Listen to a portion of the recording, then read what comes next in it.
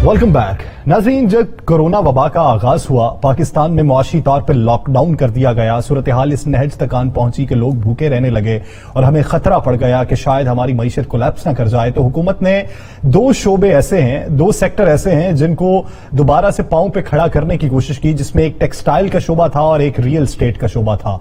तो दोनों ने इस हद तक फरोग पाया कि मईशत को इस्तेहकाम मिला, जिसके बाद बेहतरी के फैसले किए जा सकें। तो क्या बजट में इनके लिए रिलीफ है?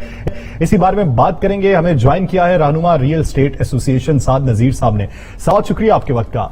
साद साहब, हुकूमत ने जितना रिलीफ दिया, अब तक एमएनएसटी स्कीम भी मुतारिफ करवाई गई, उसके बाद जिस तरीके से बूम पकड़ा इस सेक्टर ने, आपको बजट से कितनी उम्मीदें हैं कि बजट के बाद क्या आप जो पहली सिचुएशन पे है वो प्लेटो रहेगी या उससे बढ़ जाएगी या उससे कमी वाकई होगी? जी, अस्सलाम वालेकुम जी, thank you for having me on the show sir. बिल्कुल जी, गवर्नमेंट ने एक बहुत अच्छा इकदाम किया है of giving relief to the construction industry, और खान साहब का विजन इसमें बहुत क्लियर है कि वो कंस्ट्रक्शन इंडस्ट्री को ग्रो कराना चाह रहे हैं।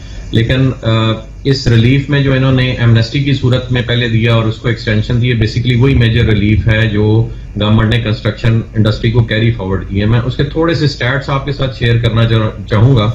ये जो एमनेस्टी स्कीम है ना जी, इसमें अभी तक 1083 प्रोजेक्ट्स रजिस्टर हुए हैं और उनकी नेट वर्थ है 340 बिलियन, यानी 340 अरब रुपए के 1083 प्रोजेक्ट्स गवर्नमेंट के साथ रजिस्टर हुए हैं और 292 प्रोजेक्ट्स पाइपलाइन में हैं, विच आर वर्थ 43 बिलियन। यानी अगर आप नेट वर्थ इस सारी एक्टिविटी के लिए लगाएं तो मुश्किल से 400 अरब रुपए की बनती है।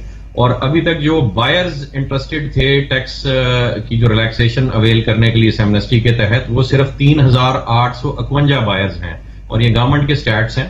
यानी 3851 बायर्स ने इस फैसिलिटी को फायदा उठाना चाहा 20 करोड़ की आबादी में, और आबादी में से 1083 प्रोजेक्ट्स 400 अरब रुपए।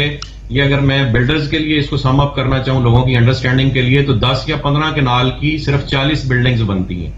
यानी बताने का मकसद ये है कि जी इस एमनेस्टी से उस भरपूर तरीके से फायदा नहीं उठाया गया। वजह क्या हुई साहब साहब, क्यों नहीं फायदा उठाया गया? वजह क्या है?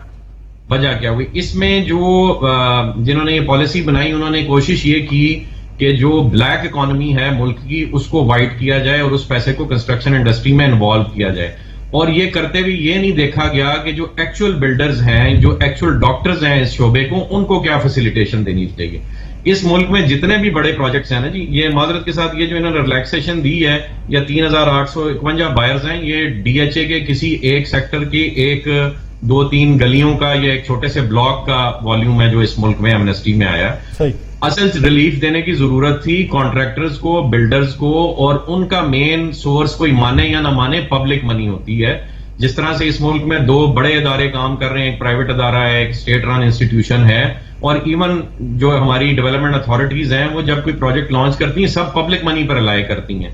उस पब्लिक मनी को गैदर करके यूटिलाइज करने की डॉक्यूमेंटेशन होने की जरूरत है, उस पर कानून साजी होने की जरूरत है, और उसकी इजाजत देने की जरूरत है डेवलपर्स को कि वो कैपिटल पब्लिक का यूज कर सकें। अगर वो भागें तो उसके लिए आप उनके हाथों पैरों के अंगूठे लगवा लें कि वो मुल्क से ना भागें, वो किसी के साथ फ्रॉड ना करें, वो किसी के साथ रो ना करें, लेकिन उनको आप इसमें तो बुनियादी नुकता ये है कि अगर पब्लिक का पैसा है, पूरी डॉक्यूमेंटेशन है, तो वो ब्लैक से व्हाइट कैसे हुई? ब्लैक से व्हाइट होने के लिए तो एक मखसूस तबका ही होगा ना जो रिलीफ हासिल करेगा। जी, मैं यही अर्ज कर रहा हूं कि आपका फोकस कंस्ट्रक्शन इंडस्ट्री को रिवाइव करना है कि या आपका इंटरेस्ट ब्लैक को व्हाइट करना है? पहले तो इसको क्लियर करें। ब्लैक और व्हाइट जो वॉल्यूम्स हैं वो और लोगों के पास पड़ा है, और जो कंस्ट्रक्शन इंडस्ट्री के मास्टर्स हैं वो और लोग हैं, और जो कंस्ट्रक्शन इंडस्ट्री के बायर हैं वो और लोग हैं। इस मुल्क में जो आपका ईयरली शॉर्टफॉल है घरों का या कंजम्पशन है घरों की, वो 7 लाख है, और उसमें से सिर्फ आधे बन पाते हैं, आधे लेफ्ट ओवर हो जाते हैं। इस वक्त हमारी एनुअल डिमांड घरों की 1 करोड़ से ऊपर टाप चुकी हुई है। यानी जो एक्चुअल बायर्स हैं, जो एक्चुअल कॉन्ट्रैक्टर्स हैं, उनका ब्लैक इकोनॉमी से ताल्लुक ही कोई नहीं है।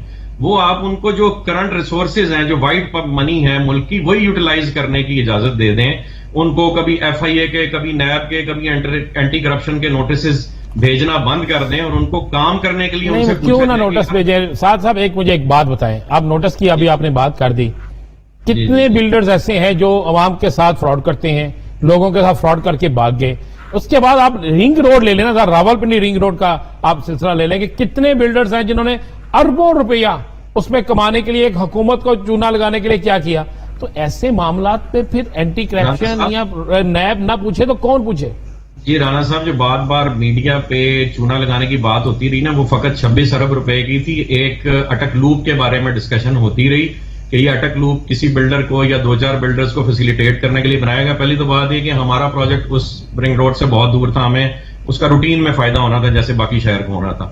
ادر دین دیٹ، اگر گورنمنٹ تھوڑا سا اسمارٹ پلے کرتی تو یہ 26 ارب روپیہ چھوڑیں، پورا رنگ روڈ ان 8-10 بلڈرز جن کو آپ نے شامل تفتیش کیا ہوا ہے ان پہ لوڈ کر دیتی اور انہیں کام کرنے کی اجازت دیتی تو یہ آپ کو رنگ روڈ اپنے پلے سے بنا دیتے. یہی رول ہے نا کہ ایکس چکر کو لاس ہو گیا 26 ارب روپے کا، ایکس چکر کو لاس ہو، اور یہ 26 ارب روپیہ تو یہ بلڈر سارے مل کے مطلب آپ کا 2-4 مہینے میں اٹھا لیں اگر آپ ان کو کام کرنے دیں. اس ملک میں صرف 1 یا 2 بلڈرز کو کام کرنے کی اجازت دی جا رہی ہے، باقی سب کو پھندے پہ لٹکایا جا رہا ہے. اور خان صاحب کہتے ہیں کہ جی ہم نے کنسٹرکشن انڈسٹری کو ریوائو کرنا ہے. اس کی قصوروار بیوروکریسی ہے. جب تک خان صاحب بیوروکریسی کو نکیل نہیں ڈالیں گے اور ہر ڈپارٹمنٹ کے ساتھ، ہر پروجیکٹ کے ساتھ، ہر محکمے کے ساتھ بیٹھ کے اس کو سسٹمائز نہیں کریں گے تو یہ ملک آگے گرو نہیں کرے گا. یہ کنسٹرکشن انڈسٹری ملک کو آگے گرو کرنے کے لیے اگر آپ نے میکنزم بنایا ہے، آپ ریلیف دینا چاہتے ہیں تو اس پہ کچھ نظر ثانی کی ضرورت ہے.